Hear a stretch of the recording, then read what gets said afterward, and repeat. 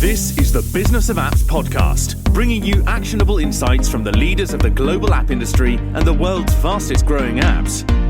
You can find more app news, data and analysis over at businessofapps.com. Welcome to the Business of Apps podcast. On this show, we invite app industry professionals to cover various topics. We promise to do our best to keep it both insightful but brief.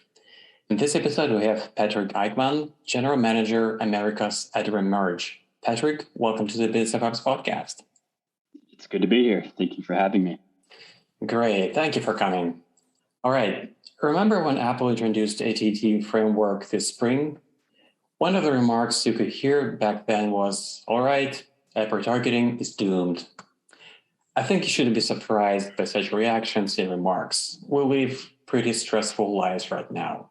People tend to be emotionally triggered at any time, but these days especially. But there are emotions and there are data. Today we have Patrick to tell us about what's actually happening with app retargeting since ATT introduction and back it up with data. Before diving into the report, let's talk about you, Patrick, first. How did you get into the digital marketing? So I got into digital marketing in 2004. And at the time, I was recruited to work in a traditional publishing company. And that company was in the process at that time of migrating their users, their consumers online. And so I got to be a part of that process of the migration to print to digital and help to build out advertising campaigns in digital back during that migration. So yeah, that was the previous wave of innovation when we were getting online. And yeah. Yes, I'm dating myself here. 2004, the Facebook was in its inception. Google was small. People were still talking about how you can get more traffic on your website. And not a single word about any mobile tech.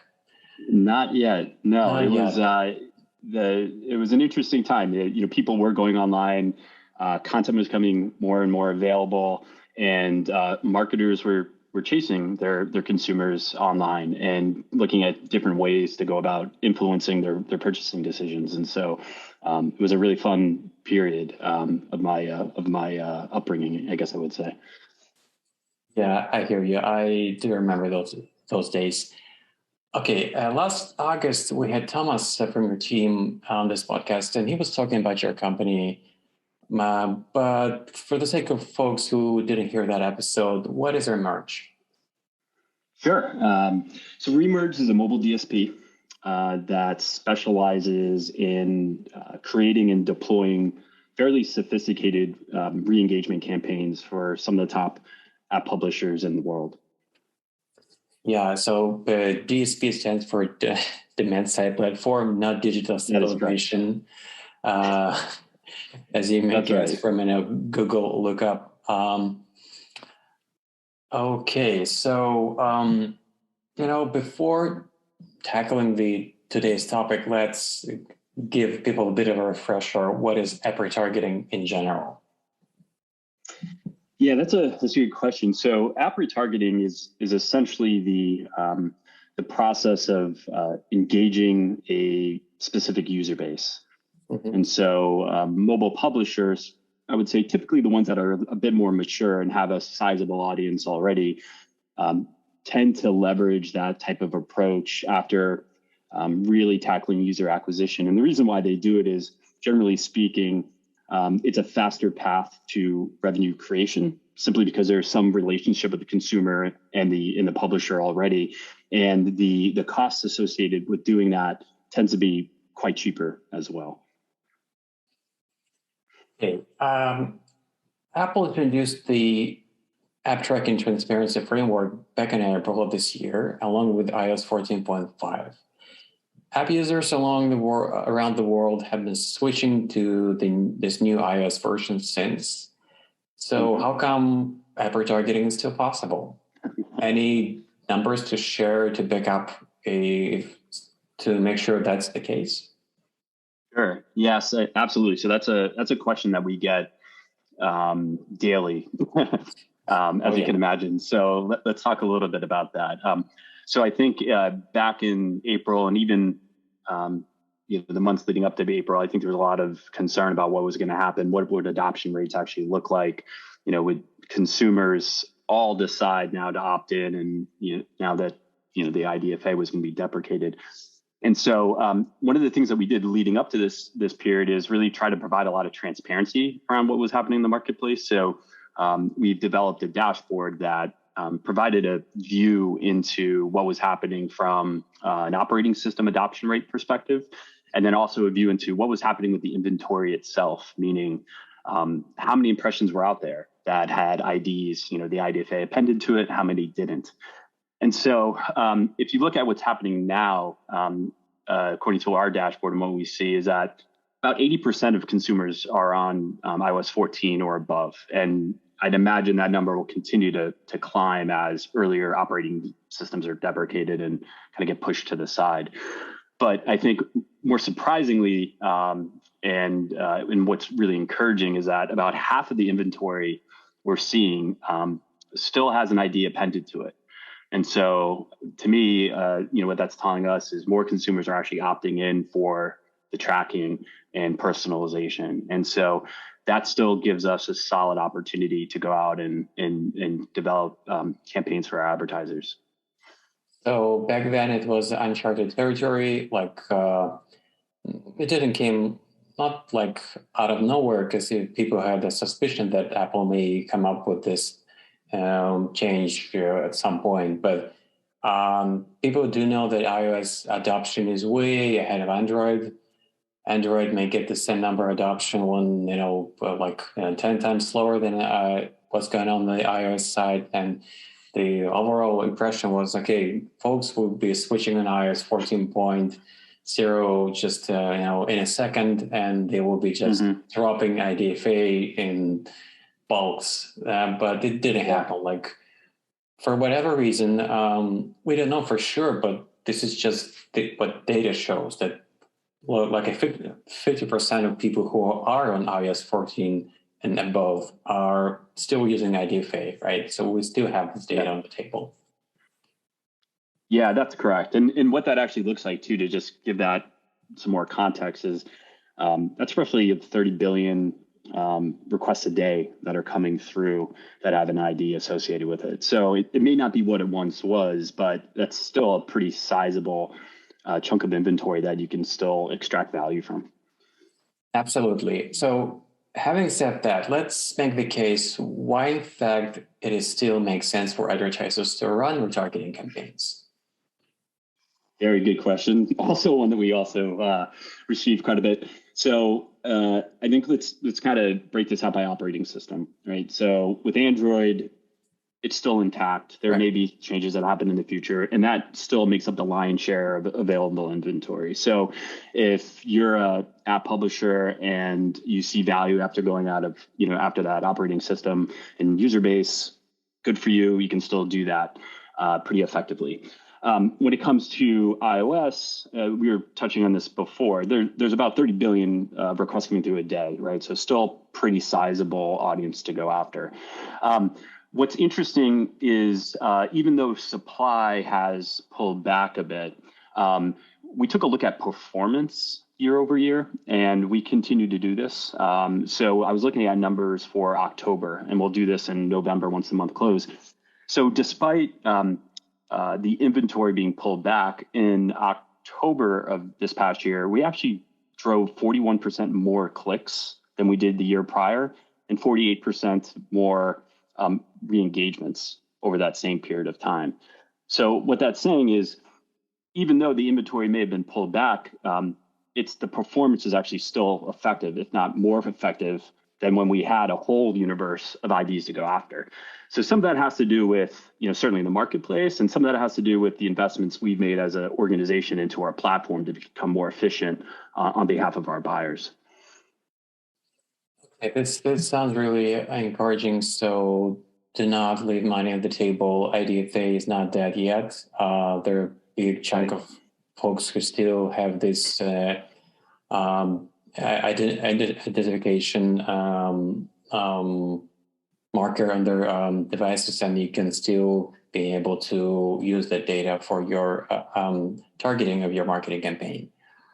Okay, right. So let's give people a few examples of companies who are running campaigns in this new post-ADFA world. Sure. So we kind of see a lot of different variety here, and I would say it really depends on the vertical and the sophistication of the organization. So for gaming vertical, for instance, re-engagement is still a core component of their overall mobile marketing mix. And so that has really gone unchanged. For some other verticals, I think if there are organizations that are more focused on iOS specifically, what they're doing is really spending the time, not only still going after that audience that's available through the ID, but they're realizing that there will come a time where that 50% of IDs drops to maybe 30% of the inventory. And what they're doing is preparing themselves for a world where no ID traffic is really all that you can go after in iOS. And so what we know is when that does happen, targeting becomes less specific, right? The ability to drive creatives, let's say push creatives to an individual consumer, that's gonna be a lot more difficult to do. And so contextual targeting becomes more important. So these iOS focused organizations are using this kind of grace period, I guess you would call it, to better understand their creatives, understand calls to action that could work in this type of contextual based world. One other trend that we're also noticing too, I wanted to call it Art, was, we're focusing on the inventory a lot in this conversation, but we also have to remember that Apple stood up an attribution service here as well, right? With Scan. And I think I wouldn't be wrong by saying it leaves a lot to be desired in terms of getting actionable data from Apple. And so some of these organizations that we're primarily focused on iOS are now looking at different forms of measurement to make business decisions going forward. So this could look like mixed media modeling, which has probably been brought up in this podcast before, or it could look like using incrementality as a measurement system to making better business decisions. Looks like we're going full circle. There was a time when behavioral targeting didn't exist at all. Right. Before Facebook basically invented the whole notion of behavioral targeting, at least on that level of sophistication as it's been known for. We used to have Google ads for running campaigns using exclusively not behavioral but contextual targeting. If you're looking for some product, service, you just look it up and you get some results back. And the system doesn't have to know about anything about you. Then it turns out like the more you know about somebody, the more granular, the more efficient your advertising can be. But It turns out there is a big downside. And now we're kind of going to the middle, trying to balance the efficiency of advertising, making sure that advertisers are in a position to be able to grow, but on the other hand, making sure that the privacy of people is not being hurt, right? Yeah, that's correct. Okay, so overall, looking at the picture that the report has drawn for App Retargeting, does it match your initial reaction and assessment, back when Apple announced that switch with what you can see right now? The current reality is way more promising than what I thought it was going to be back in the spring. So, working in mobile ad tech and you hear rumors that the IDFA is going to go away can be terrifying. And so I think it's actually really encouraging to see that about half of consumers are opting in. And so, that's really, exciting for us. But, at Remerge, what we're really focused on as well is, our core focus has always been re-engagement, but you'll see from us in the future that we're spending more and more time really trying to analyze what kind of products and services we can bring to bear in a world where no ID becomes the the majority of traffic. And so we won't need to get into a lot of that today, but this is kind of our vision going forward, is trying to extract value from no ID traffic. All right. I guess the outcome will be fine. There's still, like, the fundamentals are still there. There is a value in advertising because it connects people with products and services they need. People still okay to give their consent if they see the value. It's just making sure that the whole system is working. Advertisers through their apps are doing a good job explaining why they're asking for specific data to be tracked. People are okay with that, and the whole system is working just fine. But there's a transition period we're going through right now when people are not really. I don't think they can sleep well until they know that everything is kind of settled in a new level, and we just can move forward, stop worrying about IDFA deprecation. Right. Yeah, I think you're right. So, all right, we've covered the major topic I wanted to talk about with you today, and I have just a few more questions. This is the second part of the show where I'm asking a few quick questions to people who are in the show to kind of build a better picture of who they are. Okay, question number one. All right. What smartphone do you have now? Have you been switching between iOS to Android and back, or just staying one side all the time? Good question. I've always been an iOS user. I have 12 Pro, but our house is quite divided. My wife actually has an Android device. She works for Google, and so she's been trying to get me to jump over, but I don't think I'm going to do it. All right. Okay. Going back to the pre-smartphone era, but when we still have those funny phones with buttons, what was your first mobile phone? I believe it was an LG flip phone, maybe 3 or 4 inches tall. I'm pretty sure that was it. It was shortly after having a beeper, if you had one of those back in the day.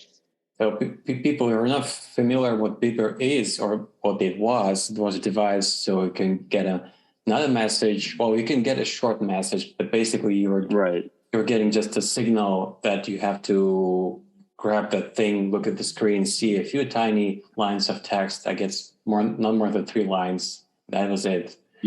Yes. Pre-WhatsApp, pre-iMessage, pre-Skype, pre-whatever. That was the whole thing you were getting from that thing. And that was pretty popular. In emergency, people were using beepers a lot. You know, if you're in the 911, you're having that device on your hip all the time. Right. They were pretty popular where I grew up. And so my brother used to have beeper.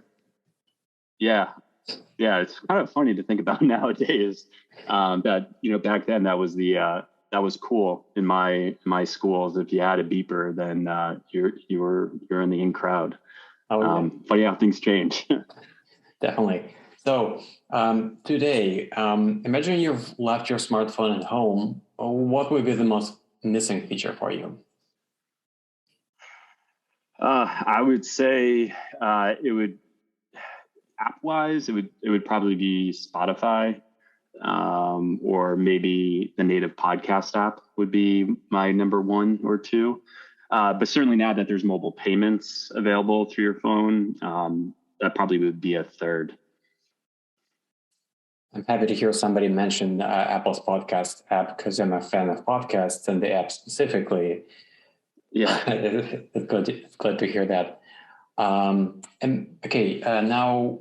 perhaps there's something that your beloved iPhone 12 Pro is missing right now. Could be software, hardware, and you go like, would be great if the thing can do this specific function, which it's not capable of doing right now. What specific function I wish it had that it doesn't? Is that the question? Yeah, probably not a feature, but something, an improvement, like, I don't know, better life. Oh, I see. I'm pretty pleased with it.